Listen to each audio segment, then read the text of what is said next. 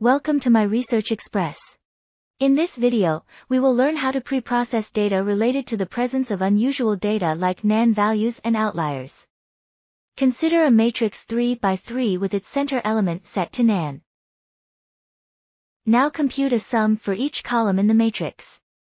Any mathematical operation that involves NaNValues will carry those NaNValues through to the eventual outcome as applicable. Prior to conducting statistical calculations, it's recommended to eliminate NaNValues from the dataset. Rows containing NaNValues can be ignored in the calculations through this script.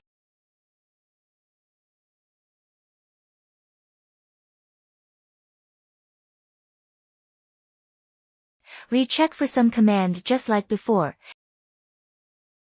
You can see from the result here that only rows without a Nan value are calculated. Now let's see how to treat the outliers in our data. Let's play with the dataset that is included in the MATLAB package called count.dat. This is a sample data set comprising vehicle traffic count observations at 3 locations over a 24-hour period. Let's see this data set by typing this.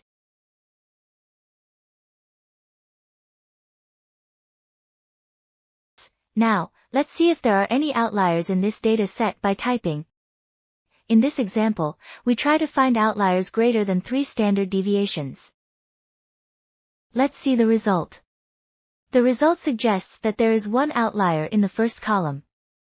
Now, let's remove this outlier from the entire observation with this command. Let's check again with the previous command. Now, there are no outliers, and you can continue with further data processing. That's all for this video.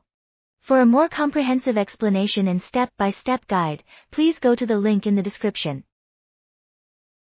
If you find this video useful and helpful, please support me by clicking the like and subscribe buttons. Don't forget to ring the bell so you don't miss the other learning videos from my Research Express, your gateway to data analysis mastery. Thank you for watching.